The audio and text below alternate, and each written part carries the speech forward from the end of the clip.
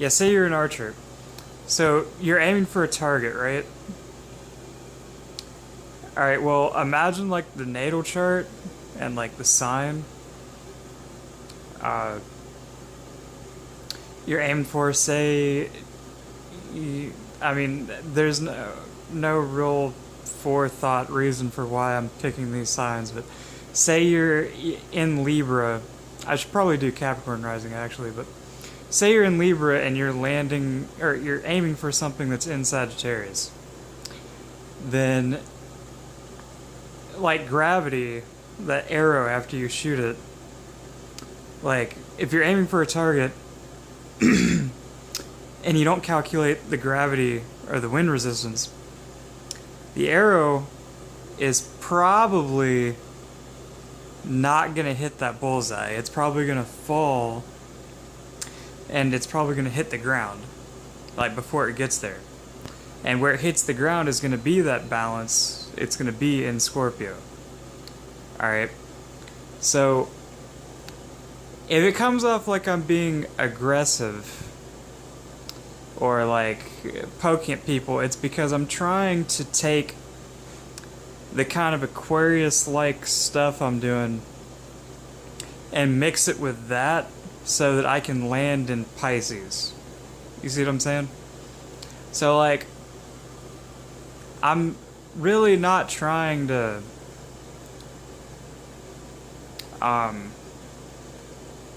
like I'm trying to use the idea of Aries in the competition to spark and spur on,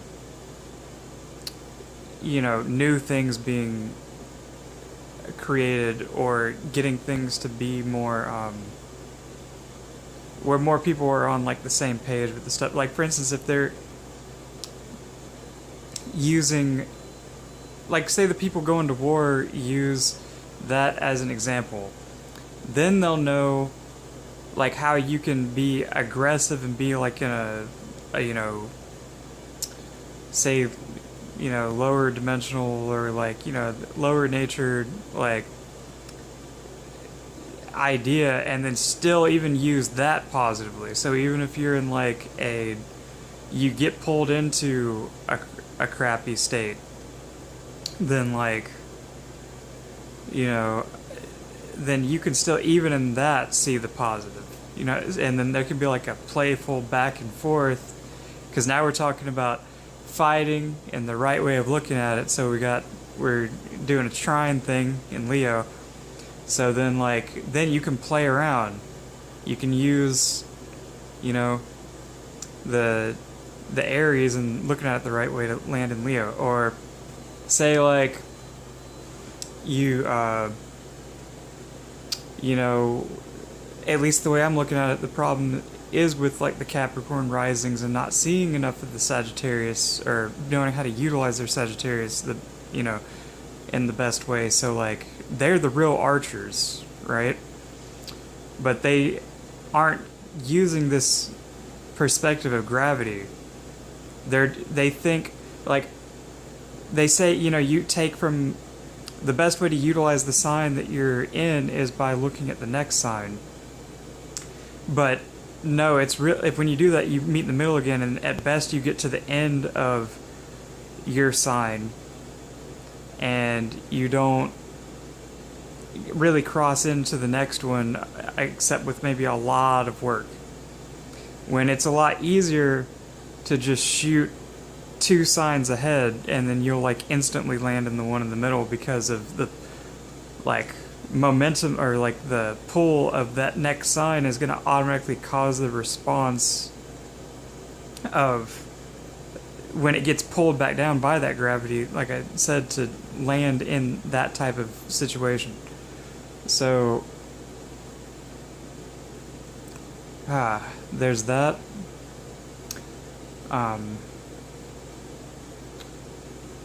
Let's see. I'm getting into a lot of arguments with people about money, probably because I am a Taurus rising. So like I'm supposed to be learning more about Taurus, you know. So or figuring out how to like beat that challenge. However you want to look at it. Even though that has like a Saturnian quality to it, so that's automatically a link to the 10th house or Capricorn view of it. But yeah, all right. So how I plan on doing things is, again, talking about like the sociocracy again of everyone has these talents and abilities, and like with the MBTI types, I think it's like someone's path of least resistance into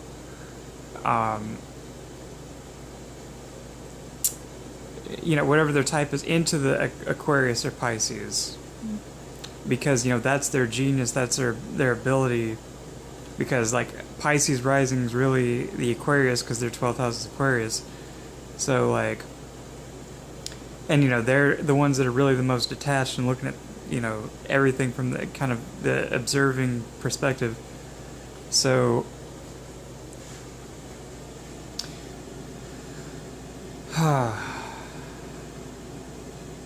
what was I saying again? The downside of rambling. All right, money. Oh yeah.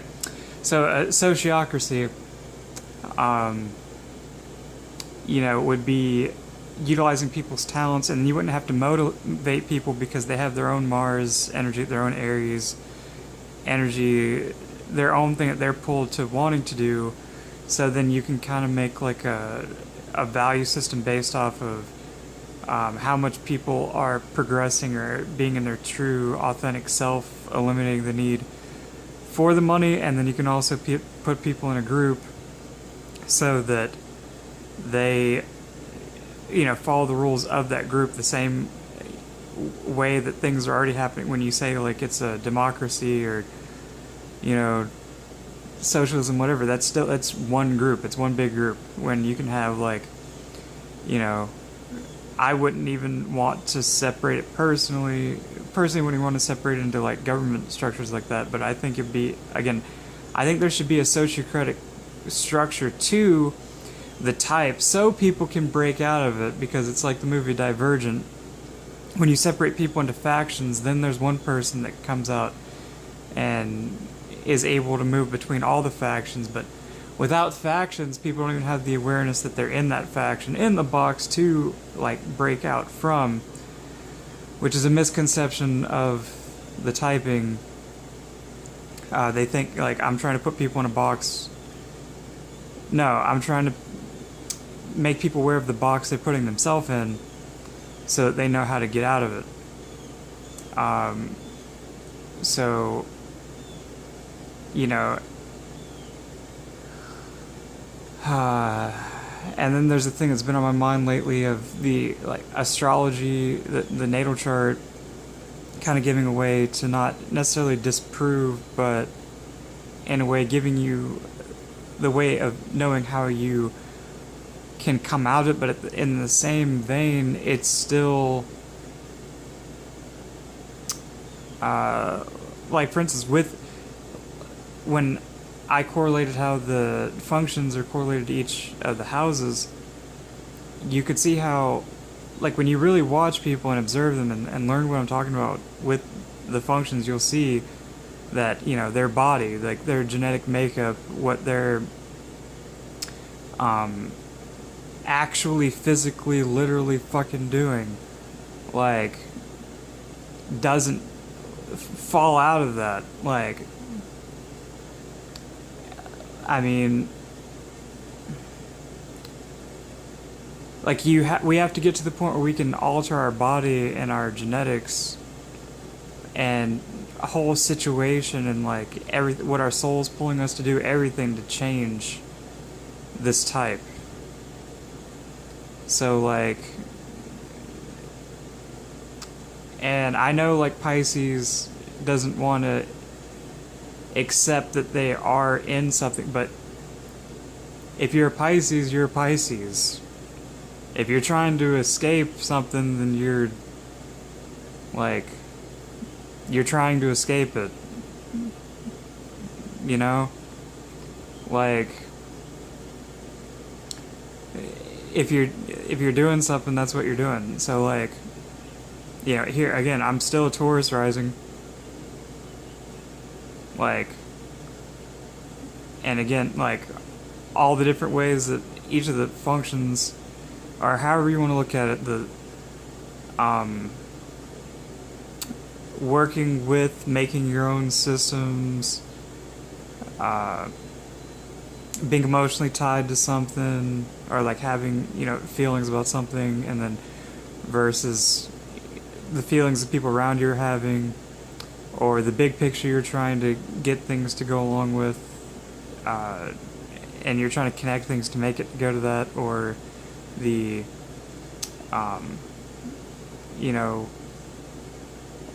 understanding of what's happening now, but then allowing you to create your future from understanding what's happening now. Which would be the introverted intuition, having that understanding of time, like there's a timeline. Keyword, understanding, or I guess, the other forms of standing as well, because it's a perspective function, so like you can look at it whatever way. Like,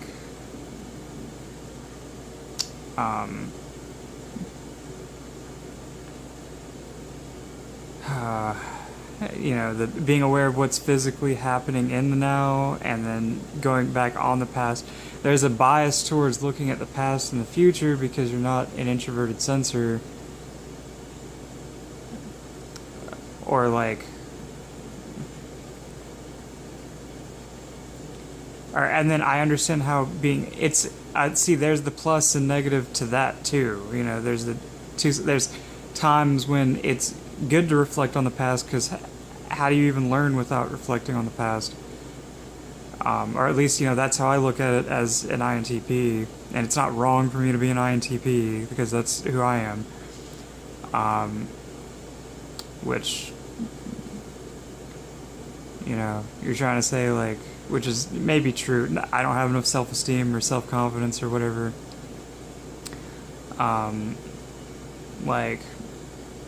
No, I'm an INTP.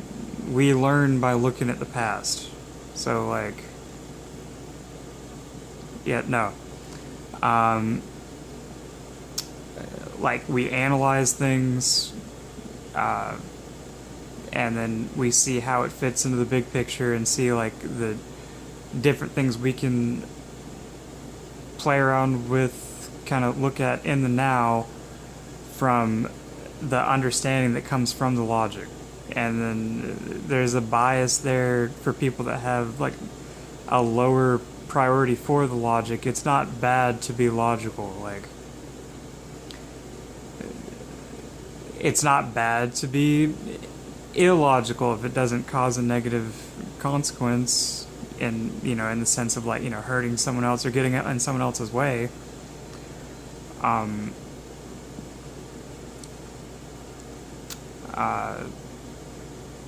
So,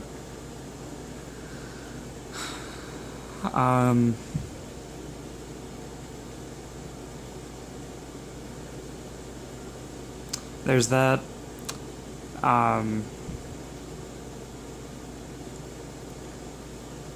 Like,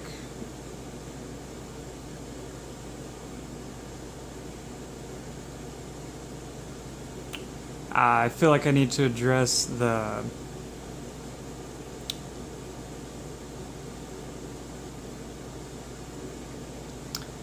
the part that I'm avoiding saying, because that's probably a part of the, how my Leo is getting messed with. Alright, so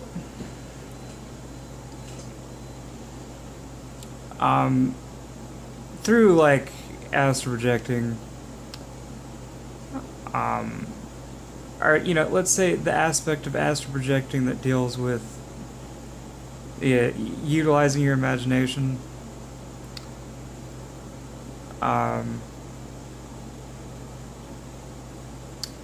so, Okay, as a Taurus rising with that Scorpio in the 7th house, then, and that being related to like my introvert feeling that I don't normally have access to because it's unconscious, and accepting that side of myself that is still me, but it's not me because that's what creates the peace for me being the Taurus rising, like making sense of things. Because, you know, if I'm really, I see how if I'm really strongly emotionally attached to one viewpoint, then that can mess me up. And being, you know, sensible about something, because